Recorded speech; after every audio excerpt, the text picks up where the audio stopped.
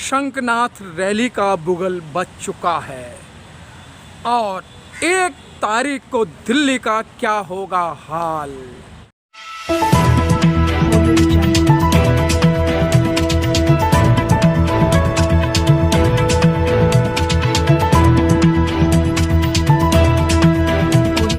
इस news channel पर जो भी वक्ता ने कहा वो उसकी अपनी राय है, जिसकी पुष्टि नेशन न्यूज एनपीएस नहीं कर गो सकता। बैक, ओल्ड पेंशन चाहिए। हमारे बीच में है अमरीक सिंह जी, जो रेलवे से संबंध रखते हैं और रेलवे का नेतृत्व कर रहे हैं। और 1 तारीख को जो आवाम, जो कर्मचारी आ रहे हैं, रेलवे कर्मचारी, वो अमरीक सिंह की नेतृत्व में आ रहे हैं। सर, क्या मांग है आपकी? आप क्यों केंद्र सरकार को परेशान कर रहे हैं?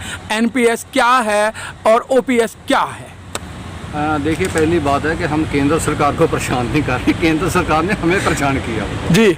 हमारे बुढ़ापे की पुरानी पेंशन, बुढ़ापे की लाठी पुरानी पेंशन सरकार ने 22 दिसंबर 2003 को ख़त्म कर दी।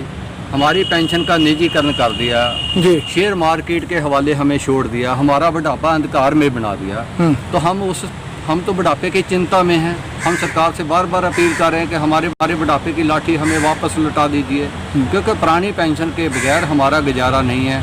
क्योंकि नई पेंशन में जो पेंशन बन रही है वो पेंशन के नाम पर मजाक है। 523 रुपये, 753 रुपये, 1044 रुपये, ये एनपीएस में पेंशन बन रही है। तो हमारे तो बुढ़ापे की पीड़ा है। और दुर्भाग्य देखिए कि जो कर्मचारी 30-35 वर्ष नौकरी करेगा और जिसके पास रिटायरमेंट के बाद जीने के लिए पर्याप्त कोई संसाधन नहीं है, उसकी पेंशन सरकार के खजाने पर बोझ है। परंतु जो हमारे माननीय, जो हमारी वोट लेकर इस देश की विधानसभाओं में बैठे हैं, पार्लियामेंट में बैठे हैं, उनकी पेंशन सरकार के खजाने पर कोई बोझ नहीं है। हमारा सवाल है इस सिस्टम पर। तो हम तो सरकार को हम नहीं परेशान कर रहे, हमें सरकार ने परेशान किया हुआ। हम तो सरकार से अपनी पुरानी पेंशन लेने के लिए, जैसा आपने बोला कि पेंशन शंखनाद महारैली 1 अक्टूबर को हम यही गुहार लगाएंगे सरकार के से कि हमारी बुढ़ापे की लाठी को हमें लौटा दीजिए। हमारा सरकार को परेशान करने का कोई इरादा नहीं। अमरीक सिंह जी, क्या आपको नहीं लगता है जो आवाम है उसको भी 2 टाइम की रोटी मिले? बिल्कुल। तो लेकिन आप लोग क्यों जिद पे अड़े हुए हो? आपने एनपीएस को पढ़ा नहीं है। सरकार कहती है अगर कर्मचारी एनपीएस को पढ़ें तो इसको बहुत ज़्यादा फायदा है। देखिए, मुझे लगता है कि एनपीएस को समझने के लिए किसी बहुत बड़े अर्थशास्त्र की ज़रूरत नहीं है। 22 दिसंबर 2003 को जब ये अध्यादेश संसद में पेश किया गया, उस समय सरकार के वित्त मंत्री जसवंत सिन्हा द्वारा जो कुछ बोला गया था जी, उससे बहुत कुछ क्लियर हो जाता है। मैं 2 लाइनें आपको बताना चाहता हूँ जो वहाँ बोली गई। उन्होंने कहा कि भारत सरकार के सिर पर पेंशन का बोझ लगातार बढ़ता जा रहा है। एक दिन ऐसा आएगा कि भारत का अर्थचारा इस बोझ को उठा नहीं पाएगा। सरकार इस बोझ को हटाने के लिए एक नया प्रावधान करने जा रही है, जो निश्चित लाभ की जगह निश्चित कटौती पर आधारित होगा, जिसको हम नई पेंशन स्कीम के नाम से जानेंगे। जो सरकार कर्मचारियों के बुढ़ापे की लाठी को बोझ मान रही है, जो निश्चित लाभ की जगह निश्चित कटौती पर आधारित स्कीम लेकर आ रही है, वो कर्मचारियों के लिए अच्छी कैसे हो सकती है? दूसरा जो आपका सवाल था, हम चाहते हैं कि इस देश के सभी नागरिकों को सम्मानजनक जीवन मिले, उनको भरपेट खाना मिले, उनको पर्याप्त जिंदगी जीने के साधन मिले। परंतु हमारा मानना ये है कि कर्मचारियों की पेंशन उनका हक है। सरकार में इस देश में पैसे और संसाधनों की कोई कमी नहीं है। जो उनकी असामी बांट की जा रही है, बंदर बांट की जा रही है, सवाल हमारा उस पर है। बड़े बड़े पूंजीपतियों का लाखों करोड़ कर्ज जो है वो बटे खाते डाला जा रहा है, लाखों करोड़ टैक्स में छूट दी जा रही है। एक देश का पूंजीपति है, 1 वर्ष में उसकी आमदन 10 गुना बढ़ जाती है। सवाल तो हम उस पर कर रहे हैं सर। इस देश के किसान से, इस देश के मजदूर से हमें भी हमदर्दी है। इस देश के किसान को उसका हक मिलना चाहिए, उसी फसल का पूरा रेट मिलना चाहिए। इस देश के मजदूर को उनकी पूरी मजदूरी मिलनी चाहिए। हम उसके हक में हैं। वह चीज़ें कही जा रही हैं कि एक तरफ तो देश विश्व शक्ति बनने जा रहा है, दूसरी बड़ी अर्थव्यवस्था बनने का दावा किया जा रहा है, दूसरी तरफ कहा जा रहा है कि हमारे पास संसाधन नहीं, हम पेंशन नहीं दे सकते। तो सरकार को इस पर क्लियर होना चाहिए, विरोधाभास नहीं होना। दूसरी बात है, सरकारी कर्मचारी कामचोर नहीं है। जैसा आपने बोला कि रेलवे, देश का इतिहास उठा लीजिए, रेलवे कभी घाटे में नहीं गई जी। परंतु सरकार अगर घाटे में कहीं लग रही है तो सरकार की नीतियों की वजह से। तो हमारा कहना है कि पब्लिक सेक्टर सरकार को कमा कर दे रहा है, इस देश के लोगों की सेवा कर रहा है, उसके साथ ऐसी मंदभावना से काम नहीं होना चाहिए। जैसे सरकार एनपीएस पहले पेंशनों का निजीकरण किया, अब रेलवे का निजीकरण। और मेरे साथी प्रेम सागर जी डिफेंस से खड़े हैं, जो हमारे देश की सुरक्षा बल है, जो हमारे देश का सुरक्षा का कारोबार है, जो सुरक्षा की कंपनियां हैं, उनका भी निजीकरण करने की साजिश रची जा रही है। अब पहले सरकारें तो कहती थी कि हम निजीकरण नहीं करेंगे, परंतु ये एक ऐसी सरकार आई है जो एलानिया कह रही है कि हम तो निजीकरण करेंगे, 4 विभाग छोड़ेंगे इस मुल्क में, बाकी सबका निजीकरण करेंगे। और निजीकरण के परिणाम क्या आ रहे हैं, मैं रेलवे की बात आपको बता रहा हूँ।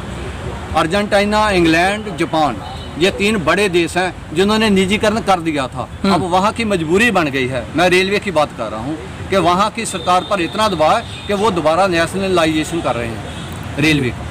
अमरीक सिंह जी, मैं यहीं की बात करूंगा। अभी इन्होंने एक टोरंटो रेल चलाई थी, उसमें जो कर्मचारियों ने काम किया वो अपनी तनख्वाह के लिए तड़प रहे हैं, उन्हें तनख्वाह नहीं मिल पा रही है। यही दुर्भाग्य हाँ। निजीकरण से हो कर रहा।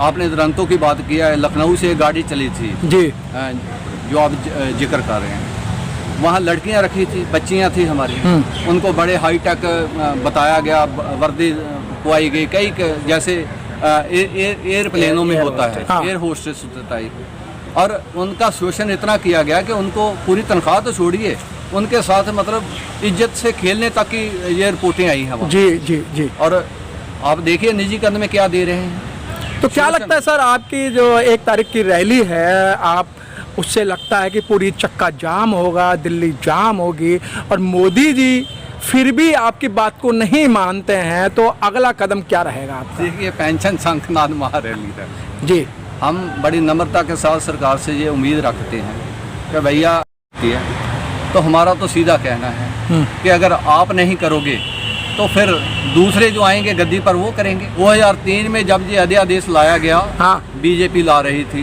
बीजेपी ने लाया। 2013 में 10 साल से लटकते आ रहे अध्यादेश को कानून बनाया, कांग्रेस ने बनाया। अब वही कांग्रेस अपनी गलती सुधार चुकी है। राजस्थान से उन्होंने ऐलान कर दिया कि हम पुरानी पेंशन बहाल कर रहे हैं, और 4 राज्यों में हो चुकी है। अमरीक सिंह जी, क्या लगता है, अगर ये नहीं करेंगे तो वो तो करेंगे। हम तो अपने बुढ़ापे की पेंशन के लिए हम तो भैया जो हमारा बुढ़ापा सुरक्षित करेगा उसको लाएंगे ना। सर मुझे लगता है कि कांग्रेस ने आपको प्रवक्ता के तौर पर छोड़ दिया और आप लोकसभा के कैंडिडेट नजर आ रहे हैं। अच्छा, देखिए, हम कर्मचारी हैं, हमें अपनी सीमाओं का एहसास है, परंतु हमें अपने बुढ़ापे की पीड़ा का भी बहुत शिद्दत से एहसास है। हम राजनीतिक लोग नहीं हैं, परंतु हम अगर राजनीतिक लोग अपने लिए सेल्फिश हो सकते हैं, खुदगर्ज हो सकते हैं, तो क्या हम अपने पुरानी पेंशन के लिए खुदगर्ज नहीं हो सकते? मोदी जी ऐलानिया कहते हैं सर, मोदी जी हटेंगे क्या पीछे? हटे ना हटे सर, लेकिन हम बड़ी जिम्मेदारी के साथ कह रहे हैं कि हमारे बुढ़ापे की पीड़ा है। जो हमारे पुराने पेंशन बहाल करेगा, जो कहेगा कि हम बहाल करेंगे, हम उनके साथ चलेंगे।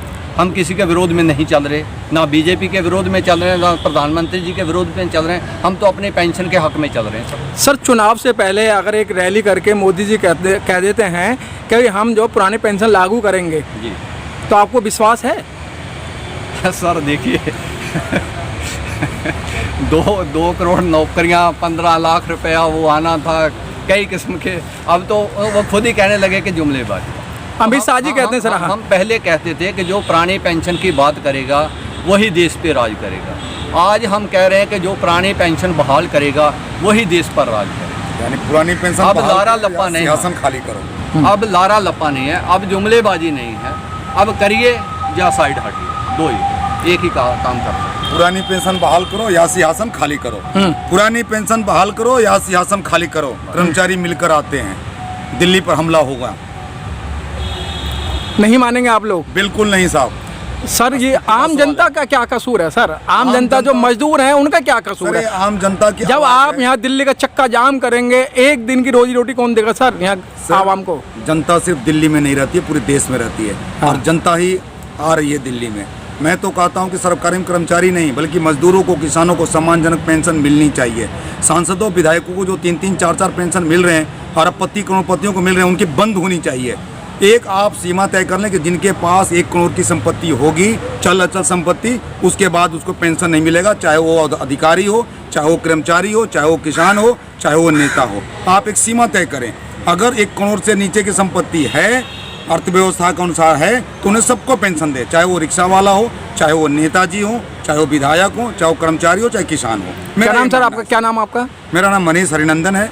हरिनंदन जी, आपने आरोप लगाया विधायक और एमपी पर, मंत्रियों पर। सर उनके पास सुबह से शाम तक सैकड़ों लोग आते हैं, हजारों लोग आते हैं। सर उनका चाय पानी का खर्चा कैसे चलेगा? सर चाय पानी के भत्ते लेते हैं, चाय पानी कितने को पिलाते हैं आप भी वाकिफ हो गए, आप भी जाते होंगे कितने लोग नेता मंत्री चाय पिलाते हैं। हमारे घर भी आते हैं सर, हम भी दफ्तर में काम करते हैं, हमारे पास भी लोग आते हैं। मैं सर लोको पायलट हूँ, ट्रेन चलाता हूँ, हजारों लोग हमारे ट्रेन पे लोग टाइम पूछने या गाड़ी का लोकेशन पूछने कौन सी प्लेटफॉर्म आते हैं। इसका मतलब ये नहीं कि सर हम सबको चाय पिलाते हैं। हमारे घर भी, हम भी सामाजिक आदमी है सर, इंसान सामाजिक प्राणी है। और जितने भी हैं, आप भी हो सर, आप प्रेस वाले हो, आपके घर भी लोग आते होंगे, तो आप भी मान सम्मान करते हैं। तो क्या आपको नहीं मिलनी चाहिए उसकी भत्ते? सिर्फ नेताओं को ही क्यों नहीं है सर, चाहे कोई भी पार्टी हो। संविधान में इनको पेंशन का कोई जिक्र नहीं है। संविधान में बाबा साहब द्वारा जो संविधान लिखा गया है, उनमें किसी भी सांसदों, विधायकों को। क्या नाम आपका? मैं प्रेम सागर, NMOPS राष्ट्रीय संयोजक डिफेंस से। जी सर आप बाबा साहब का नाम ले रहे हैं और बाबा साहब ने संविधान लिखा और फिर बाबा साहब की तो बात मान ही रहे, संविधान के दायरे में तो काम ही नहीं करे मंत्री लोग, आप संविधान को लेके बैठे हैं। लोगों ने संविधान के उस धारा को ही बदल दिया है। हाँ। जब इनके वेतन और पेंशन बढ़ाने की बात आती है तो मेजें थपथपा कर ये लोग अपना पेंशन और भत्ते बढ़ा लेते हैं। इस देश में परिस्थिति ऐसी भी आ गई है कि सारे जजों ने खुद ही कोर्ट में वकील रखा, खुद ही अपील किया, खुद ही दलील दिया और खुद ही जजमेंट दे दिया कि जजों को पुरानी पेंशन हो जाए। लेकिन एक सरकारी कर्मचारी कहाँ जाए अपनी पेंशन मांगने के लिए? सांसद अपनी पेंशन अपने खुद तय कर लेते हैं। तो सरकारी कर्मचारी, अब एक आपसे सवाल किया जा रहा है, आप माननीय प्रधानमंत्री से ये सवाल पूछिए कि कर्मचारी फिर पेंशन मांगने कहाँ जाए? तो सर सरकार भी तो आप ही लोग बनाते हैं ना, सरकारी कर्मचारी तो सरकार बनाता है। तो जब आप तो नहीं सोचते हो, जब तो आप हिंदू मुस्लिम में बढ़ जाते हो, भाई ये हिंदू है, ये मुस्लिम, जब वोट का आता है। आज भी अपने मुद्दों पर डटा हुआ है। जो हमारे मूलभूत ज़रूरतें हैं, मूलभूत जो हमारी बातें हैं, जो संवैधानिक रूप से सत्य है, उसी चीज़ को हम मांग रहे हैं जी। पुरानी पेंशन संवैधानिक अधिकार है हमारा, या कोई नया डिमांड हम नहीं कर रहे हैं। जो पुरानी पेंशन मिल रही थी उसको इन्होंने बंद किया, जो बंद किया वो पेंशन हम मांग रहे हैं। सागर साहब, आपका संविधान ही चेंज हो रहा है तो पेंशन किससे लेंगे? तो कह दिया ना आर्थिक सलाहकार ने, मोदी जी के आर्थिक सलाहकार ने, विवेक रावत ने कह दिया हम तो संविधान चेंज करने आए हैं, तो फिर पेंशन किससे लोगे आप? सर इस मामले में तो मैं इतना ही कह सकता हूँ हाँ। कि जब NMOPS का आंदोलन दिल्ली आती है, हाँ। ये सरकार आर्थिक भड़वों को, दलों को आगे करती है। मैं पूरी जिम्मेदारी के साथ कहता हूं कि इन लोगों के पास कोई तर्क नहीं है। तर्क विहीन बातें पेपर में, पत्रिका में छाप कर ये लोग निकल लेते हैं। NMOPS पूरी तरह से सक्षम है। कोई भी आदमी वो उसका सरकार का नुमाइंदा हमारे साथ बैठे, हम साबित कर देंगे कि NPS सरकार पर बोझ है, OPS सरकार पर बोझ नहीं है।